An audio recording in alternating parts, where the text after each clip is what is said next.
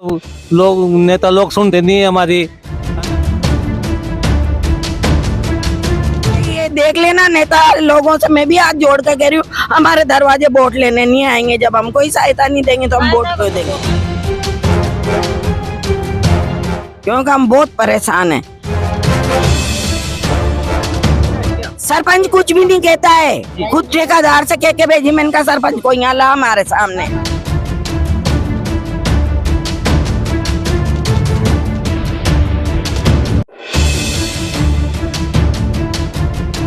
छिपाबड़ो क्षेत्र के दिगोद खालसा ग्राम पंचायत के वार्ड नंबर 6 की शांति विहार कॉलोनी वासियों का घर से निकलना मुश्किल हो गया है। पीएचडी विभाग द्वारा पाइपलाइन डालने के लिए रास्ते में खुदाई की गई, लेकिन काम होने के बाद मरम्मत नहीं कराने से वार्ड वासी परेशान हो रहे हैं। सड़क पर इतना कीचड़ और फिसलन है कि वार्ड वासियों का निकलना दूभर हो गया है। आप देखना प्रारंभ कर चुके हैं मालवा दर्शन न्यूज।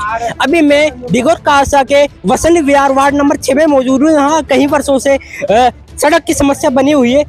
यहाँ पे हमारे साथ वार्ड वासी भी मौजूद है, इनसे बातचीत करने की हम कोशिश करेंगे। क्या समस्या बनी हुई है? हमारे लिए यही समस्या बन रही है, हमें ना जो यहाँ पर पूरे रोड का साधन किया जाए, क्योंकि हम बहुत परेशान हैं। जेंट्स भी अगर गाड़ी लेकर जाता है तो वो निकल नहीं सकता है, और लेडीज भी कहीं बाहर निकल कर कोई सामान लेने जाती है तो परेशानी ऐसी है जो बीच में ही फंस जाती है। कोई के घर में बीमार है तो वो कहीं बाहर जाकर के उसका इलाज नहीं करा सक रहा है। तो हमें यहाँ सबसे बड़ी समस्या तो ये हमारे लिए है ना, यहाँ कुछ भी साधन करो, इंटरलॉकिंग करो या मैडिया डालो या कुछ भी डालो, लेकिन बरसात में हमें बहुत ज्यादा परेशानी आ रही है। आप इनसे सब लेडीजों से पूछ लो, सबके घर घर में परेशानी।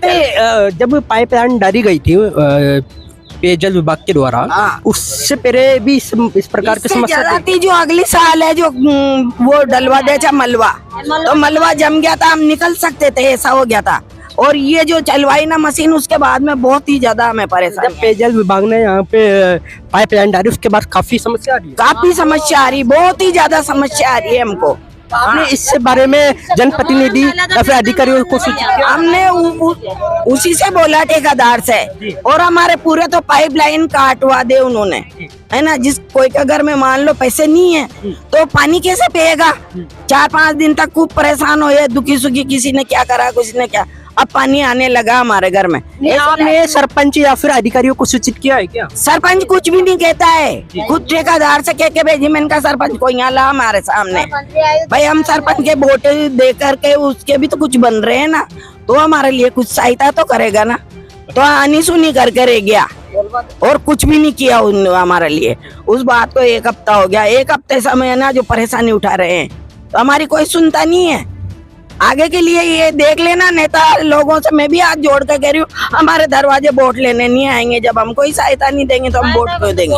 वहीं नजदीक में निजी विद्यालय भी संचालित है, जिसमें बच्चों को पढ़ने के लिए विद्यालय में आने व जाने में कठिनाई का सामना करना पड़ता है। कई बार तो बच्चे रास्ते में फिसल कर गिर जाते हैं और चोटिल हो जाते हैं। वहीं वार्डवासी भी कीचड़ में गिरकर घायल हो रहे हैं, परंतु न तो शासन का इस ओर कोई ध्यान है और न ही प्रशासन का। क्या समस्या है सर यहाँ पे? समस्या कीचड़ की और तो क्या है, तो यहाँ पर निकलना दूभर हो ही चुका हो, तो यहाँ तो गाड़ी क्या पैदल नहीं निकल सकते। हाँ, बच्चे स्कूल में नहीं जा सके, बहुत बड़ी समस्या बन रही है।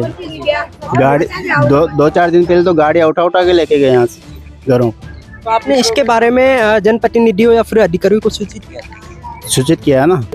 हम ऐसा है कि रोड खराब हो रहा तो हम पैदल नहीं चल सकते हैं और बहुत परेशानी है। अब क्या करें, मतलब लोग नेता लोग सुनते नहीं है हमारी, है ना। अब कैसे निकले, कैसे जाएं हम, कैसी स्थिति हो रही है मतलब हमारी, है ना।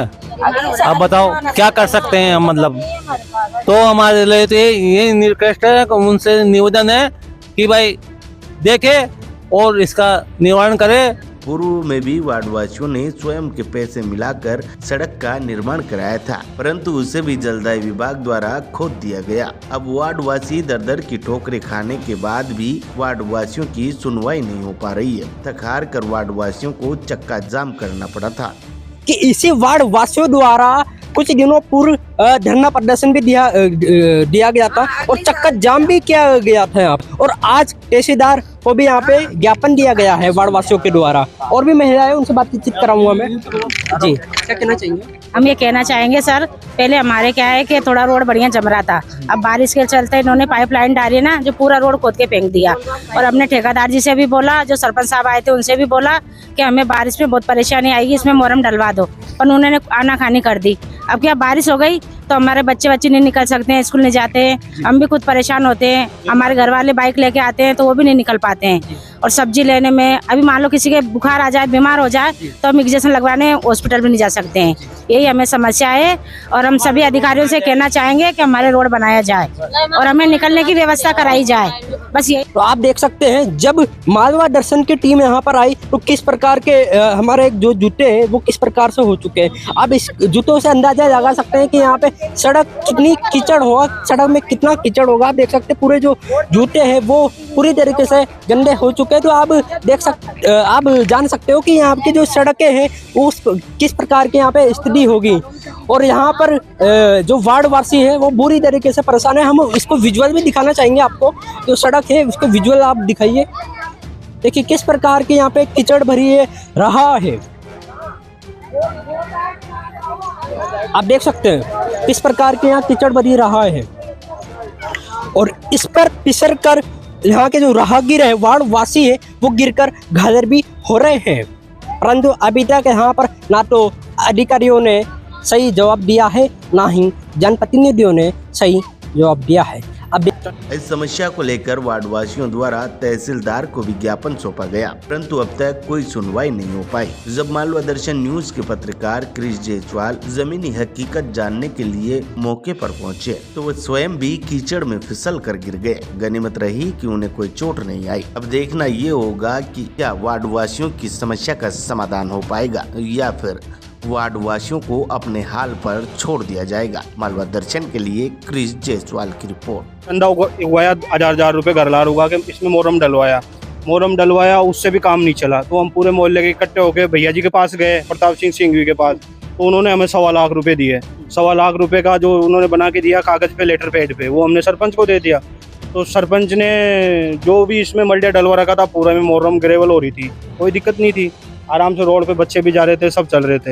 ये पीएचडी वालों ने पाइपलाइन का आके ये मसला खड़ा कर दिया, पूरी खुदाई करके कीचड़ हो गया। बच्चे स्कूल तक भी नहीं जा रहे, मेन रोड तक जाने में दिक्कत हो रही है।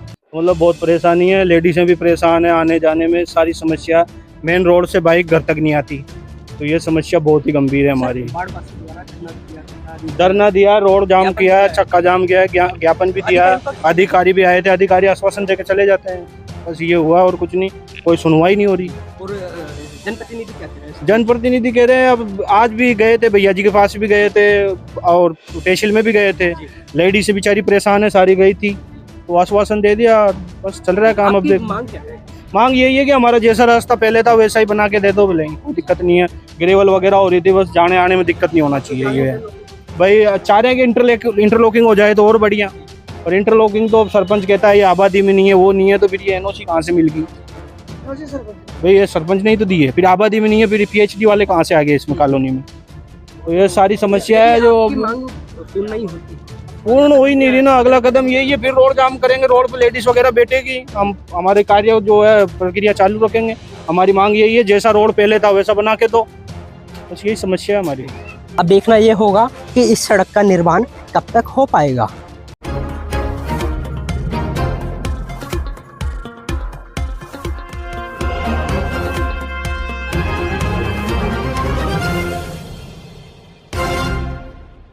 खबरों में बने रहने के लिए मालवा दर्शन न्यूज से जुड़े रहें।